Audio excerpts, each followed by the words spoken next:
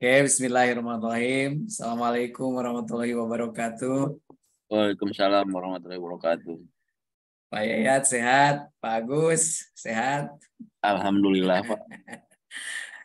Oke, dalam kesibukan luar biasa, kita punya utang nih satu hari.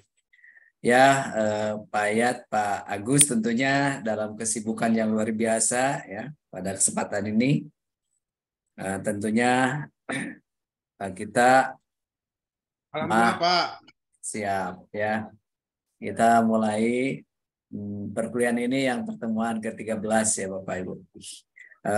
Baiklah, pada kesempatan ini saya akan menyampaikan materi perancangan ya job analisis ya untuk membangun kinerja. Tentunya ini berkaitan dan Izin Pak mau matiin satu. boleh silakan Pak. Tentunya berkaitan dengan materi-materi yang sebelumnya ya, dan tentunya kita tinggal beberapa pertemuan untuk menyelesaikan ini. Izin saya share ya untuk materi pada kesempatan ini.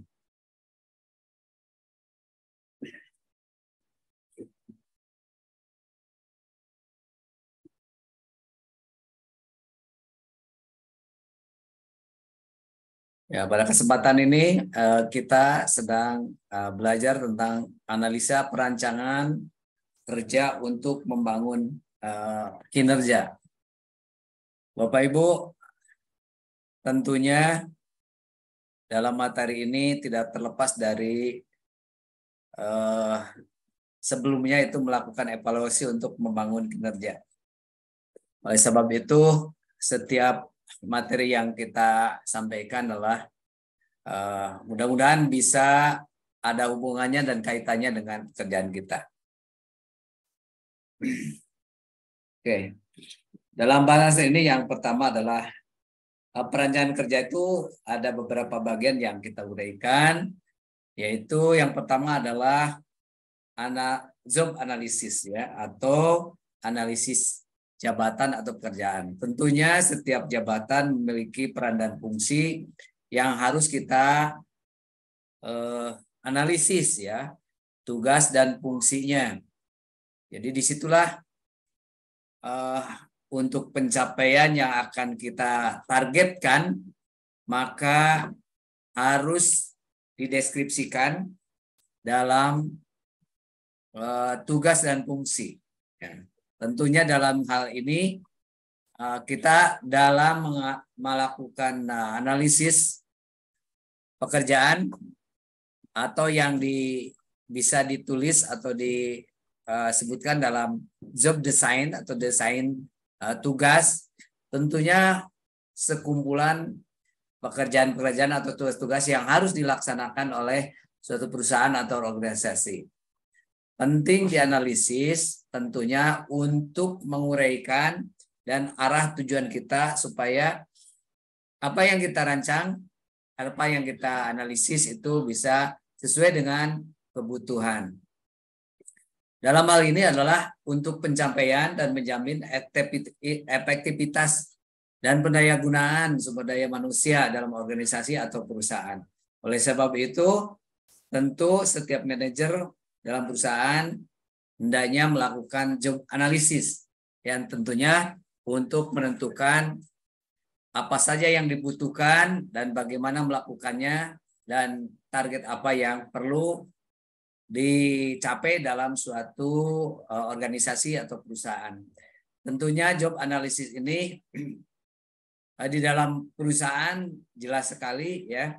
Di situ ada uraian-uraian yang perlu dikerjakan, siapa yang cocok menempati posisi tersebut dan siapa yang harus menganalisis atau mengevaluasi job analisis tersebut. Sehingga ditetapkan standar orang yang bisa menduduki posisi tertentu. Kemudian sebetulnya apa manfaat dari analisa jabatan atau job analisis itu? Tentunya di sini adalah untuk supaya para karyawan memahami apa yang mau dilakukan dan apa yang mau dicapai. petunjuk teknis apa yang harus dipelajari sehingga dalam analisis pekerjaan ini beberapa keputusan terhadap suatu pekerjaan, diantaranya di situ terdapat poin-poin yang harus ada. Yang pertama adalah status dan identifikasi ya. Dan statusnya apa, pekerjaan apa, kemudian diintegrasi yang dapat menggambarkan status analisis ya.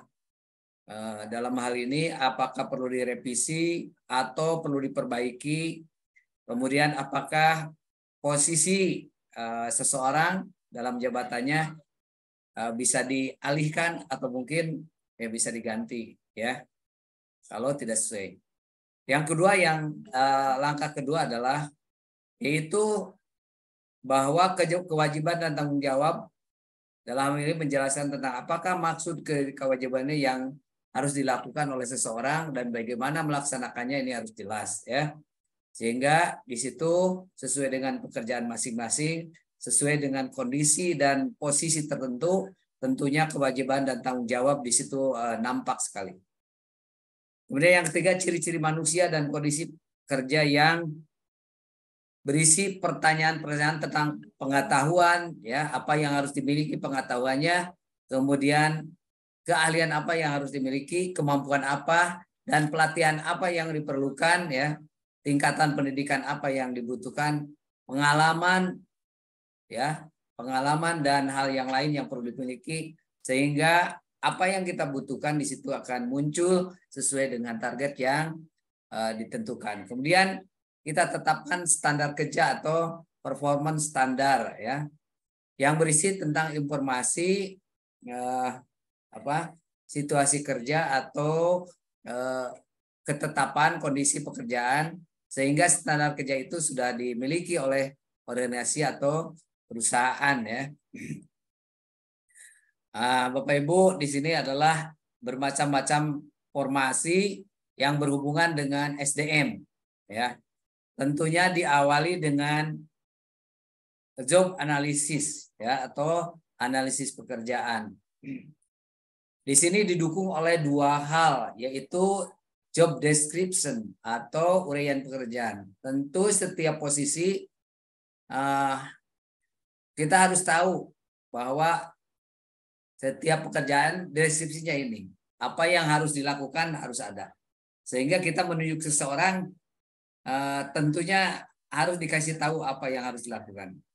Kemudian job specification atau spesifikasi pekerjaan harus jelas spesifikasinya apa, sehingga di situ dibutuhkan knowledge, skill, dan ability ya, kemampuan apa yang dibutuhkan ya, pengetahuannya apa, kemudian keterampilannya apa. Kemudian sehubungan dengan deskripsi, di situ berkaitan dengan apa tugasnya ya. Jadi sebuah kondisi atau posisi tugasnya apa. Kemudian sejauh mana tanggung jawab yang diembannya ya. Jadi seberat apa, seluas apa, setinggi apa ya tanggung jawab yang dimilikinya. Dan termasuk pekerjaan-pekerjaan yang menjadi tanggung jawabnya. Nah, sehingga merujuk dari situ berbagai kondisi ya yang berkaitan dengan perencanaan SDM atau Human Resource Planning ya, perencanaan SDM. Kemudian bagaimana melakukan rekrutmen ya, penarikan SDM. Kemudian dilakukan seleksi. Kemudian pengembangan SDM ya, Human Resource Development. Kemudian penilaian kinerja atau performance appraisal ya. Kemudian keamanannya ya, kesehatannya. Selanjutnya di situ hubungan serikat kerja atau employee and labor relation ya. Kemudian diadakannya penelitian ya, penelitian tentang SDM yang ada di lingkungan kita atau human resource ya.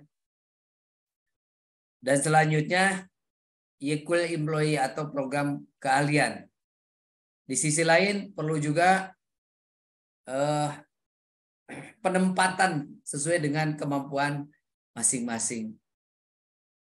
Sehingga apa yang kita rencanakan, apa yang itu sudah jelas formasinya ya Bapak Ibu.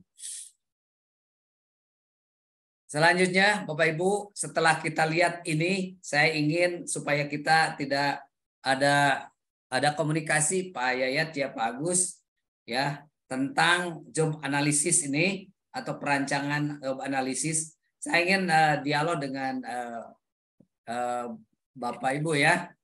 Oke, supaya kita ada timbal balik komunikasi sambil menerapkan apa sebetulnya tentang job analisis ini atau analisis pekerjaan atau perancangan pekerjaan untuk pencapaian membangun kinerja.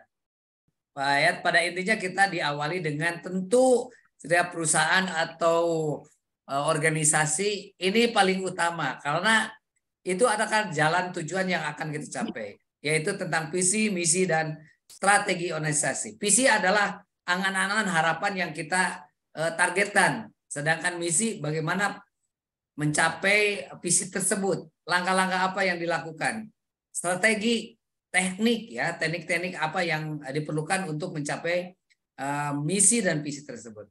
Kemudian aktivitas real dari setiap pekerjaan. Di situ realnya apa pekerjaan yang kita lakukan ya, setiap bidang yang setiap bidang atau divisi yang ada di lingkungan pekerjaan. Kemudian berkaitan dengan sikap dan perilaku individu, tentu ini diperlukan ya, sikap apa yang dibutuhkan dan perilaku yang bagaimana yang sesuai dengan apa yang kita tetapkan dalam pekerjaan itu. Kemudian menentukan kebutuhan peralatan dan perlengkapan. Perlengkapan apa yang dibutuhkan untuk mendukung pekerjaan tersebut. Kemudian penentuan standar performance atau performance standar ya. Artinya setiap pekerjaan harus ada standar yang harus dicapai. Selanjutnya adalah hubungan dengan pekerjaan. Bagaimana hubungan seseorang atau yang menjabat dengan pekerjaannya. Apakah ada kesesuaian atau tidak. Selanjutnya kebutuhan yang lain adalah bagaimana kebutuhan sumber daya manusia di dalam organisasi. Naon? Gawe. Yang Bapak kan gawe. Oke. Selanjutnya adalah langkah-langkah yang ditempuh untuk menentukan dan pengumpulan data.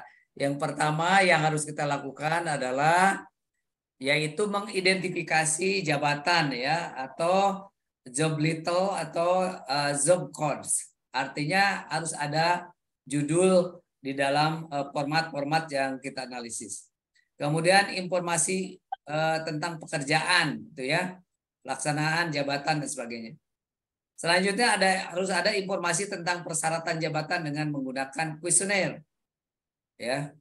Kemudian ini salah satu teknik lain juga mengidentifikasi pekerjaan atau identifikasi yang harus dilakukan. Biasanya identifikasi itu diperoleh melalui daftar pekerjaan dari catatan ya yang berhubungan dengan pemberian gaji, bagian organisasi atau diskusi dengan para pekerja lain atau supervisor. Yang selanjutnya pengembangan kuesioner, yaitu untuk meyakinkan bahwa apa yang kita kumpulkan memberikan informasi yang bermanfaat, yang kemudian akan memberikan data ya untuk informasi sesuai dengan penetapan pekerjaan yang kita lakukan.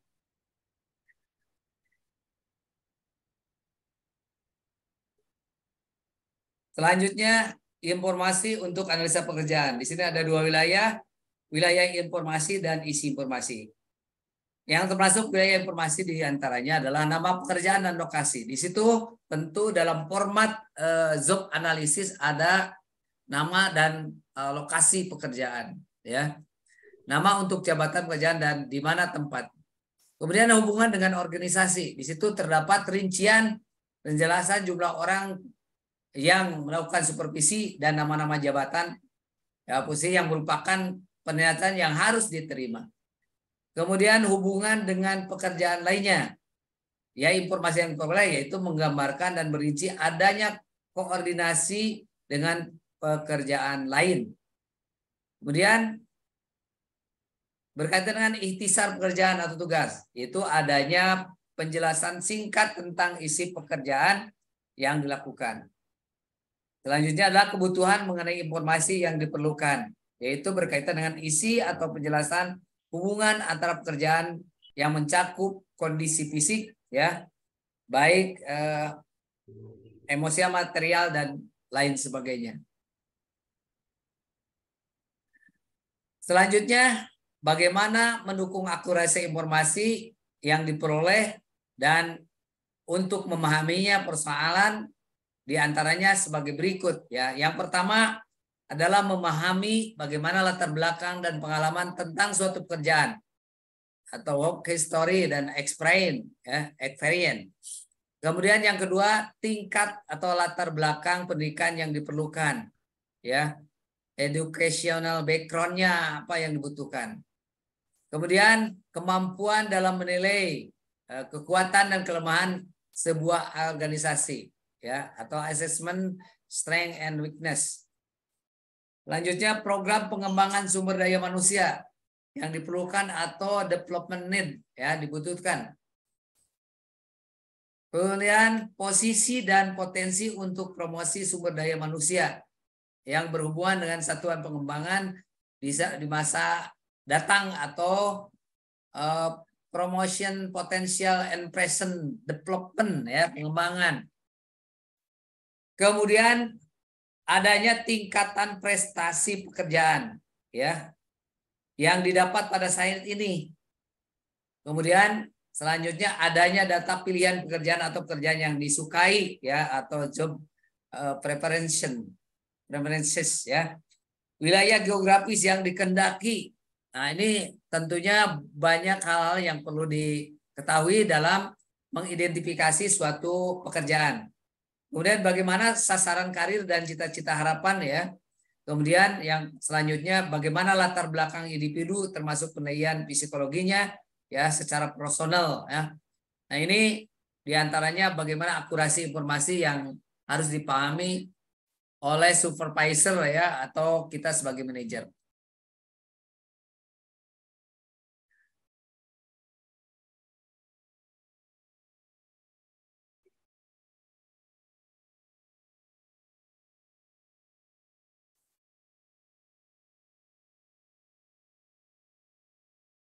Kemudian terbentuknya kemitraan dalam analisis jabatan atau relationship job analysis, ya. Di sini ada 3 kolom. Yang pertama adalah manajer lini, ya, yang berkaitan dengan pekerjaan dengan manajer SDM untuk menentukan perlunya sebuah pekerjaan untuk dianalisis atau dianalisis ulang, ya.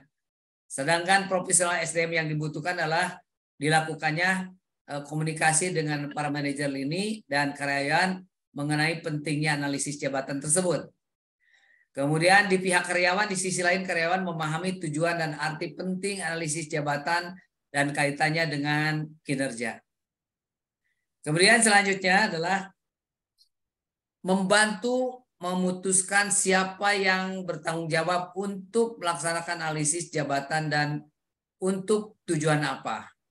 Nah, di sini keprofesionalnya adalah bekerja dengan manajer untuk menentukan apakah pekerjaan perlu dianalisis atau tidak, ya, atau perlu ditindak ulang, ya, sesuai dengan kebutuhan. Sedangkan dilihat dari sisi karyawan bahwa membantu para manajer, ya, ini gunanya membantu para manajer lini mengenai kapan perubahan utama dalam suatu pekerjaan, mengidentifikasi perlunya analisis atau analisis ulang agar tidak terjadi retensi kinerja. Selanjutnya membantu mengidentifikasi pemegang jabatan, ya, untuk berpartisipasi dalam analisis jabatan. Ya, dilihat dari profesional SDM bahwa bertindak sebagai seorang ahli analisis jabatan atau membantu menyeleksi pihak luar untuk melakukan analisis jabatan. Sedangkan dilihat dari sisi karyawan adalah menyediakan informasi yang akurat, ya, berkaitan dengan analisis jabatan dan kendala yang diperoleh, ya, berkaitan dengan karyawan tersebut. Kemudian menyediakan dokumen teknis bagi analisis jabatan. Dilihat dari profesional SDM, yaitu berkaitan dengan memastikan bahwa manajer ini dan karyawan sadar terhadap pertimbangan hukum. Di sisi lain dilihat dari segi karyawan adalah beradaptasi dengan sifat-sifat pekerjaan ya, dengan perubahan dan bersedia menunjukkan fleksibilitas menjalankan tugas baru. Kemudian berpartisipasi dalam analisis jabatan lewat wawancara dan kuesioner. Ya. Dilihat dari keprofesionalan SDM adalah untuk menyiapkan uraian tugas dengan manajer lini ya dan karyawan. Nah, dilihat dari segi karyawan adalah memberikan informasi, yaitu mampu mengenali prosedur ya, prosedur dan metode dalam pelaksanaan tugas. Ya. Selanjutnya membantu partisipasi pemegang jabatan dalam analisis jabatan, yaitu dilakukannya mendorong proses berkelanjutan ya. Dan dilihat dari segi karyawan, yaitu memahami, melakukan perbaikan dan peningkatan kerjaan.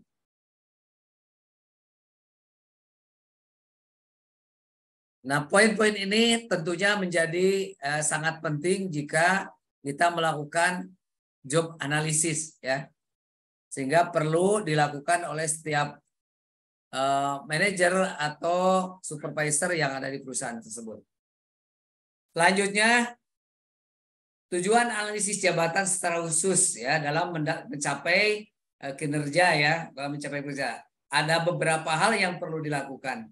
Yang pertama, dalam melakukan analisis itu adalah dalam pencapaian kerja adalah itu memberi penjelasan tentang tugas yang terkandung dalam suatu jabatan dan persyaratan yang harus dipenuhi untuk melaksanakan tugas pada jabatan tertentu.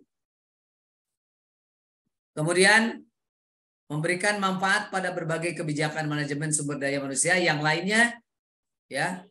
Dan untuk masing-masing tugas ya yang menuntut misalnya fakta atau prinsip yang harus diperoleh oleh karyawan dalam menjalankan jabatannya. Selanjutnya keterampilan yang dituntut ya. Tentu seperti tadi yang di atas jelaskan bahwa selain pengetahuan juga sikap yang harus ada dalam suatu jabatan tertentu. Di sisi lain adalah kemampuan yang dituntut misalnya adalah kemampuan secara matematis ya, penelaranan ya, pecahan dan sebagainya. Tentunya itu adalah sesuai dengan bidang kerja masing-masing. Kemudian kegiatan fisik ya tentu seperti menarik, mendorong atau memikul. Tentu jenis pekerjaan itu bukan ditempatkan di sebuah kantor, tapi membutuhkan pekerjaan keras yang ada di lapangan. Selanjutnya kondisi lingkungan khusus. Apa saja misalnya ya, di situ adalah adanya markas yang tertutup ya. Kemudian terdapat getaran ventilasi yang tidak memadai ya, kebisingan atau objek yang bergerak. Nah, ini tentunya akan menjadi penghalang bagi kegiatan-kegiatan dalam menentukan job analisis. Kemudian insiden kerja yang khas. Misalnya sini jelaskan bekerja dalam keadaan tertekan dalam keadaan bekerja ya. Tentunya pekerjaan yang di bawah tekanan tidak akan memberikan pengaruh positif ya. Di sini jelaskan bahwa hanya sekedar memberi dan menerima instruksi atau memberikan pekerjaan yang berulang.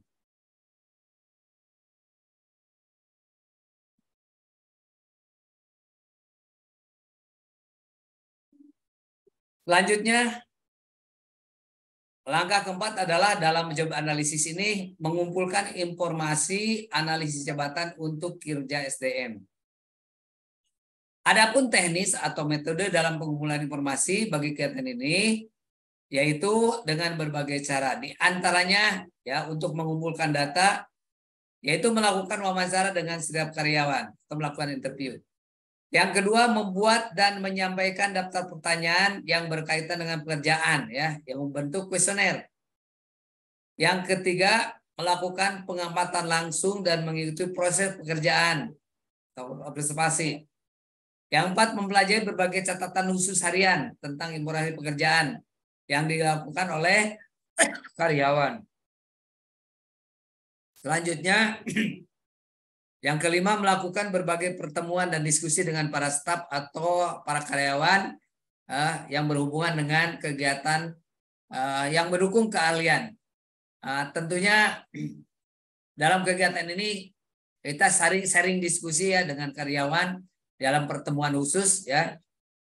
Di situ akan memberikan informasi-informasi sehingga apa yang dihadapi, permasalahan yang dihadapi menjadi solusi tindakan yang kita akan lakukan. Yang selanjutnya menyusun tindakan gabungan di antara hal di atas jika diperlukan ya, yaitu bisa melakukan wawancara, kemudian kuesioner, kemudian observasi dan yang lainnya, sehingga data yang kita peroleh adalah bisa terpenuhi ya. Nah, kemudian sistem dan langkah dalam analisa pekerjaan. Dalam hal ini tujuan akhirnya adalah bagaimana fungsi SDM ya dalam perekrutan, seleksi, pengembangan, penilaian kinerja dan kompensasi dan lain-lain. Ini berawal dari sumber data, analisis pekerjaan karyawan atau sebagai penyelia. Kemudian materi pengumpulan data, ada yang dilakukan dengan wawancara, kuesioner, observasi, ya, catatan-catatan harian ya, yang kemudian data tersebut dikumpulkan ya, sehingga akan tersusun data tentang pekerjaan, tugas-tugas, standar kinerja, tanggung jawabnya, pengetahuan yang diperlukan, syarat keterampilan, syarat pengalaman, hubungan pekerjaan, kewajiban, dan perlengkapan yang digunakan. Sehingga dalam hal itu ada dua dukungan untuk mencapai fungsi SDM.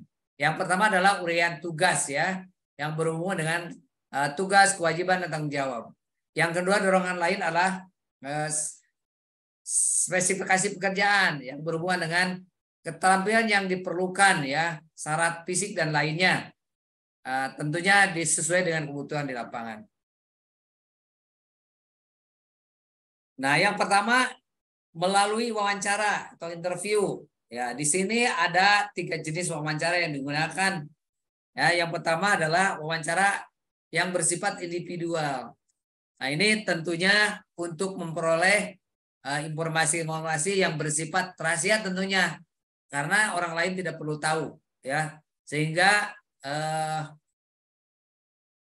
karyawan yang kita wawancari bisa terlindungi dirinya ya, tidak bisa dipermalukan dan sebagainya. Kemudian wawancara kelompok, dengan kelompok karyawan memiliki pekerjaan yang sama.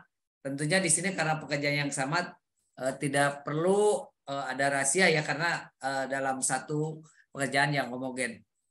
Kemudian melakukan wawancara penyelia dengan satu atau lebih penyelia yang benar-benar berpengetahuan tentang jabatan yang dianalisis. Jadi ini sebagai kita wawancara dengan supervisor ya, sehingga kita mendapat informasi tentang karyawan-karyawan yang dibutuhkan.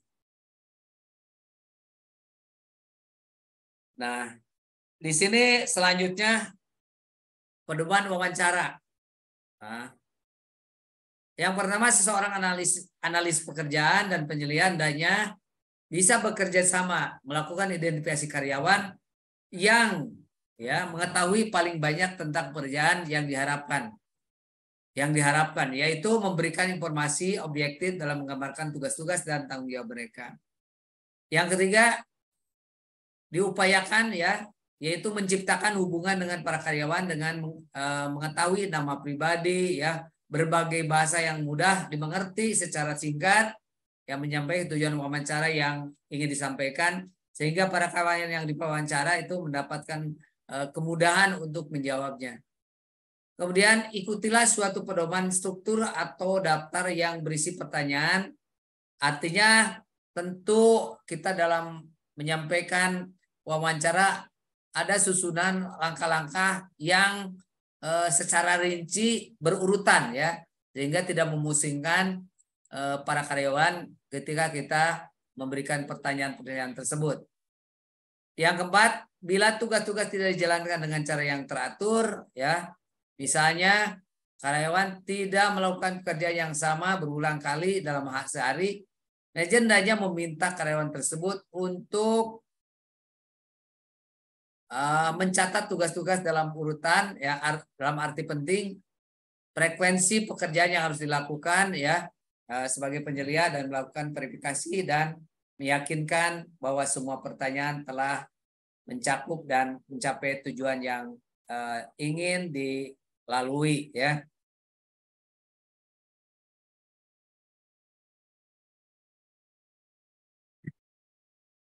Selanjutnya adalah cara mendapatkan data melalui kuesioner.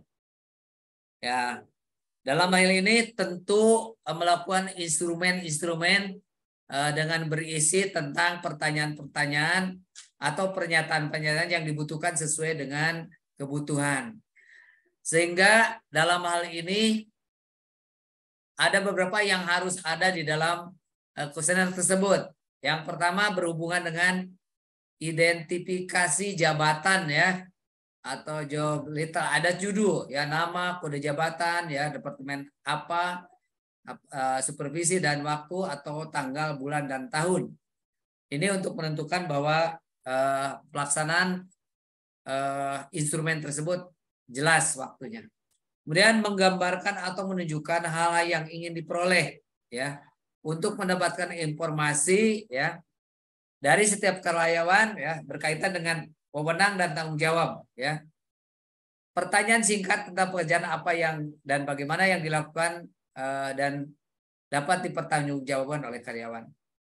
Selanjutnya menyangkut pada persyaratan fisik seseorang ya, mental, emosi, pengalaman ya, kemudian keterampilan dan jenis pelatihan yang dibutuhkan ya, sehingga dapat mendukung karyawan dalam melakukan pekerjaannya.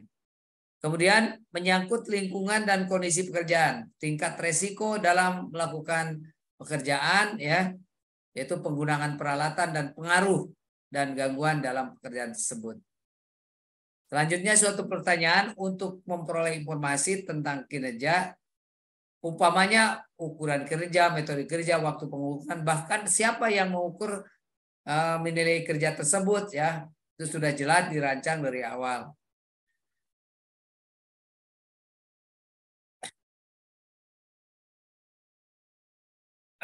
Yang selanjutnya adalah melakukan informasi dan wawancara langsung. Ya. Melakukan wawancara langsung ya, operasi langsung. Ini sering digunakan ya. Metode ini sering digunakan. Yaitu sebagai suatu pendekatan untuk menyelesaikan karyawan saat bekerja ya, di satu siklus atau daur kerja lengkap. Siklus adalah waktu yang dibutuhkan untuk menyelesaikan pekerjaan ya, bisa jadi 1 menit atau beberapa menit untuk dibutuhkan. Tentunya disesuaikan dengan kebutuhan pertanyaan-pertanyaan yang mendukung atau mengarah pada pekerjaan tersebut, sehingga diperoleh data dari setiap orang dalam pekerjaan tersebut. Kemudian metode terakhir adalah dengan melakukan catatan hasil pegawai. Ya, dalam pendekatan ini para manajer biasanya mendapat atau ada catatan perkembangan kemajuan dari suatu karyawan.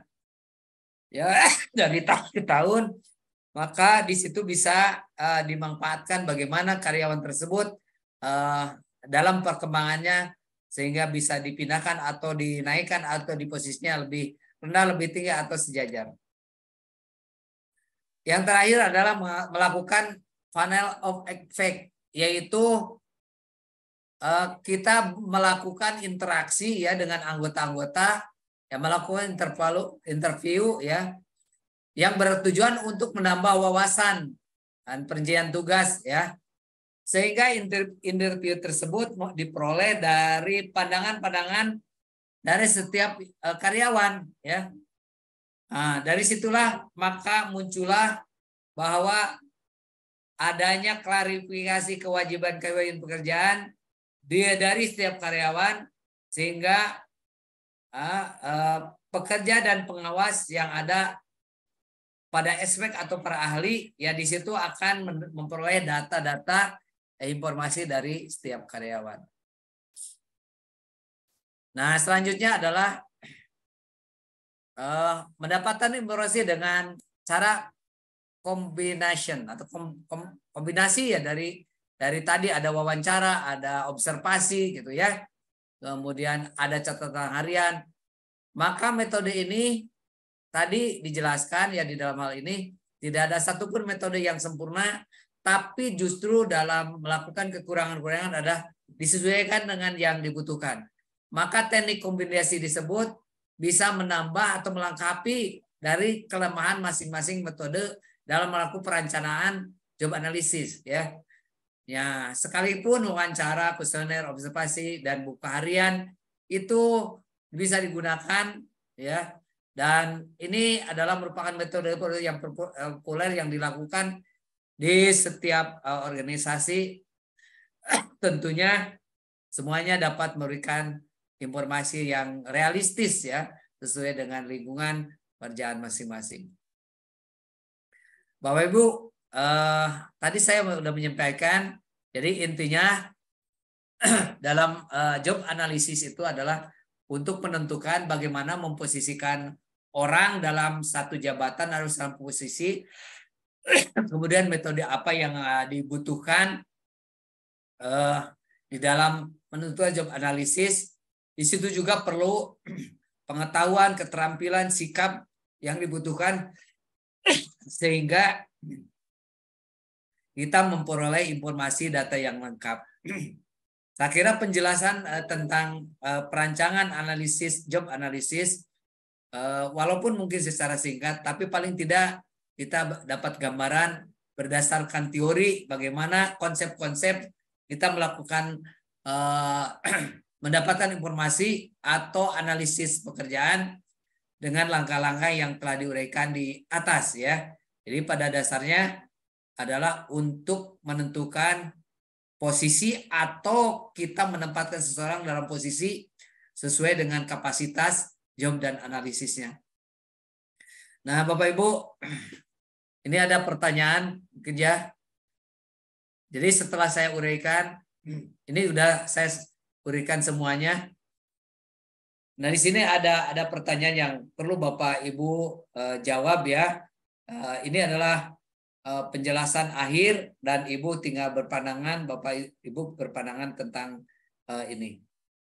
Di sini pertanyaannya adalah berdasarkan penjelasan di atas, apa manfaat dari kegiatan perancangan analisis pekerjaan atau job analisis bagi pencapaian kerja perusahaan atau organisasi? Ini pertanyaan berikutnya. Silakan yang berpendapat, ini kebetulan muncul Pak Yayat serta Pak Agus. Pak Agus silakan menyampaikan pendapat berkaitan dengan job analisis atau desain job analisis ya. Sebetulnya apa manfaatnya buat kita ya. Dan sebetulnya tadi ada pertanyaan di atas, namun yang mungkin belum paham saya kelihatan ya Pak Yayat, Pak Agus kelihatan udah lelah dalam melakukan aktivitas mungkin ya, sama kita ini dalam kesibukan yang luar biasa ya, termasuk kami minggu-minggu ini banyak kegiatan sehingga betul-betul lelah gitu ya. Tapi ya mudah-mudahan paling tidak saya ingin mengungkap bagaimana pendapat Pak Yayat serta Pak Agus gitu ya. Mangga Pak Yayat ngobrol ya Pak Yayat, silakan. Iya Pak. Ya, manfaat dari rancangan itu kita bisa, kalau kita analisis pekerjaan itu misalkan pekerjaan di tempat saya itu kan misalkan operator, kita harus bisa menjalankan pompa, menjalankan sumur-sumur well, terus ada prosedurnya, terus ada untuk kompetensinya mereka harus punya kompetensi misalkan dari BNSP, misalkan operator, ada operator media, operator kepala kayak gitu Pak. Supaya nanti kinerja yang untuk perusahaan benar-benar perusahaan berjalan lancar sesuai dengan apa yang diinginkan gitu. Oke. Ya, ya. Jadi tentu karakteristik pekerjaan perlu jelas diuraikan ya. Jadi Ya, kita sebagai magister tentunya harus merancang ya. Jadi nanti kalau misalnya Pak Yayat dalam posisi tertentu yang harus menganalisis jabatan ya, maka di situ bagaimana pengetahuan yang dibutuhkan, kemudian keterampilan apa yang dibutuhkan, kemudian sikapnya juga ya. Sikapnya apakah harus istrinya di situ mental yang kuat gitu Pak, yang sikapnya gitu, atau bijaksana, itu kan setiap posisi berbeda ya. Ya bisa jadi Pak Yayat. Barangkali Pak Agus, mangga Pak Agus.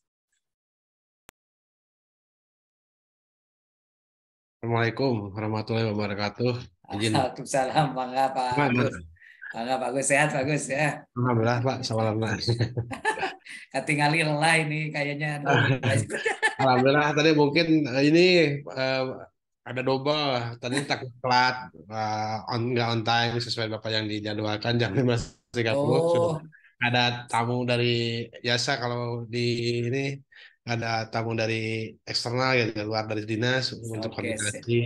Kebetulan Pak Kabit mendisposisikan kepala bidang ke saya untuk menjawab pertanyaan Menghadap tersebut. ya. Mbak, dengan kaitan Bapak yang tadi sampaikan mengenai job analysis, izin saya untuk mencoba menjawab. Secara mungkin dari secara deskripsi juga udah jelas, untuk job analysis itu sebagai salah satu untuk menentukan tanggung jawab kita dalam sebuah persyaratan dalam keterampilan yang Oke. dibutuhkan dalam suatu pekerjaan.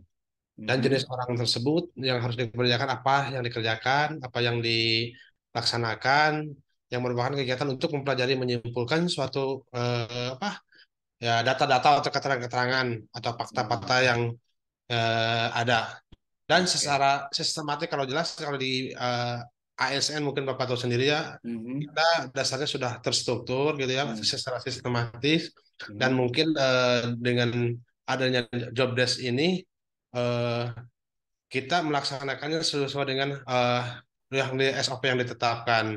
Dalam Oke. artian ini mungkin saya selaku di sini pelaksana ya Pak, pelaksana dari Siap. kebijakan pimpinan itu untuk lebih ke eh, menyiapkan atau suatu perencanaan dalam arti yang sudah ditetapkan dalam suatu eh, rencana sebelumnya. Kita kan Bapak tahu mungkin ada rencana kegiatan yang sudah direncanakan sebelumnya, tahun sebelumnya, dan direalisasikan di tahun berikutnya. Nah, dalam hal ini kaitan dengan jabatan pekerjaan saya yang saat ini kerjakan, sudah terlepas dari yang sudah ditetapkan dalam perencanaan tersebut. Nah, dan mungkin untuk lebih ke tahapan analisis jabatan itu biasanya yang dilakukan di bagian SDM dari kami itu lebih ke tidak jauh dengan apa yang telah ditetapkan, seperti ada yang untuk mengumpulkan informasi, mengumpulkan Hmm. setiap tugas dan yang sudah ada sesuai kompetensinya, dan Hmm. meneliti standar-standar yang sudah ditetapkan. Nah, itu di situ ada istilahnya, baik dari pertama kita merencanakan dulu, dan setelah merencanakan apa analisisnya sejauh mana, dan tadi ada evaluasi juga pekerjaan. Nah, untuk yang saya laksanakan itu sampai saat ini, alhamdulillah mungkin ada jangkauan-jangkauan seperti mencapai sekarang triwulan 1, triwulan 2, dan nanti triwulan keempat. Nah, itulah mungkin dari pekerjaan saya, segambaran pekerjaan saya sementara ini di Dinas Perhubungan, untuk mendukung suatu program atau ketetapan yang ditetapkan dalam suatu organisasi, yaitu Dinas Perhubungan. Mungkin sementara itu Pak jawaban dari saya. Ya. Agak Oke. mungkin panjang.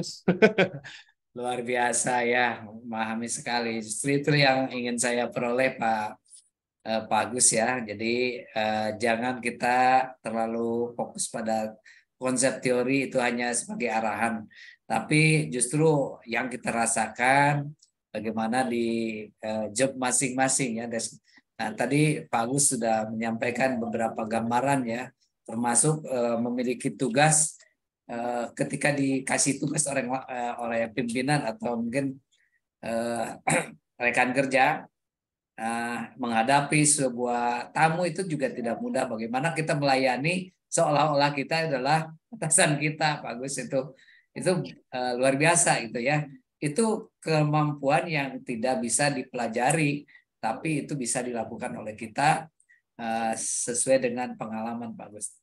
Oke, terima kasih. Barangkali alhamdulillah selamat datang Bu Rini. Bisa menyimak Bu Rini ya. Jadi tadi kami menjelaskan tentang job analisis ya, yang berhubungan dengan Bisa. perancangan. Oke, Tadi siap. cuman karena tadi lagi di perjalanan, lagi nyetir gitu. Luar biasa ini kegiatannya. Mangga Bu Rini, siap. Mangga. Kalau menurut saya sih fungsi job analisis ya Pak ya, untuk Iya. mengetahui sejauh mana tugas dan kinerja dari karyawan gitu, gambaran untuk perusahaan.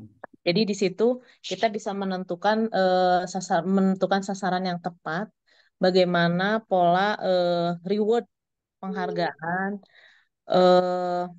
Kayak di kita nih Pak, kita tuh kan ada job analisis itu untuk mengetahui kelas-kelas jabatan ya Pak ya. Ya, Sejauh mana beban pekerjaannya, ya, terkait dengan tupoksinya, terkait dengan pekerjaan yang dia lakukan. Ketika dia memang punya beban pekerjaan yang banyak, dengan ya, tanggung jawab yang besar, berarti ya. dia di posisi kelas jabatan yang lebih tinggi. Itu berpengaruh langsung terhadap penghasilan Pak. Siap. Jadi kalau menurut saya sih job analysis itu, job description itu berfungsi untuk menganalisa sejauh mana pekerjaan seseorang, terus kemampuan apa yang harus dimiliki, sehingga itu sejalan atau apa ya Pak ya, berbanding lurus dengan penghasilan yang akan diterima gitu Pak. Oke, siap, siap Bu Rini. Ya, Bu Rini menyoroti bagaimana posisi tertentu dibandingkan dengan salary atau kompensasi ya. Boleh, bisa saja, luar biasa. Nih Bu Devi bisa menyampaikan, Bu Devi, kita sudah di ujung ini. Silakan Bu Devi, bisa nggak?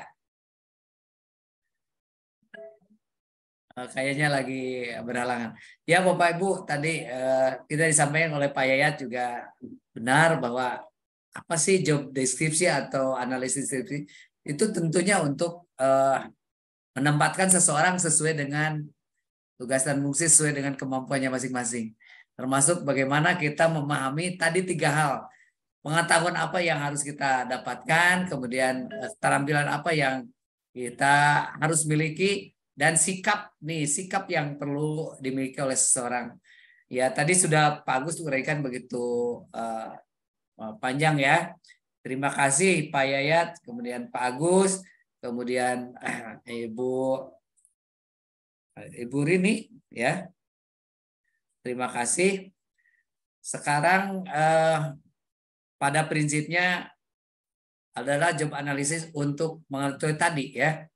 Untuk mengetahui tugas-tugasnya apa, kemudian siapa yang cocok ditempatkan di situ, atau kalau kita ingin menyeleksi dari luar butuh pekerjaan, maka kita mengadakan ada 5 tadi yang untuk metode mendapatkan informasi ya. Saya kira cukup ya Pak Agus ya. Saya kira membaca nih bagaimana lelahnya. Sama-sama lelah. Pak Yayat ya, terima kasih Pak Agus ya. Iya Pak, Walaupun kita harusnya nih ya masih panjang Pak. ya. Yang penting kita bisa bertemu. Saya ingin sharing dengan Pak Agus, dengan Pak Yayat ya, dengan Bu Rini dan Bu Devi ini tidak on cam ya. Tapi mudah-mudahan kita ada sedikit walaupun tidak banyak tentang itu. Silakan di modul itu lebih luasa ya, bisa dibaca. Pak Agus, terima kasih ya. Kemudian Pak Yayat, Bu Rini, Bu Dipi,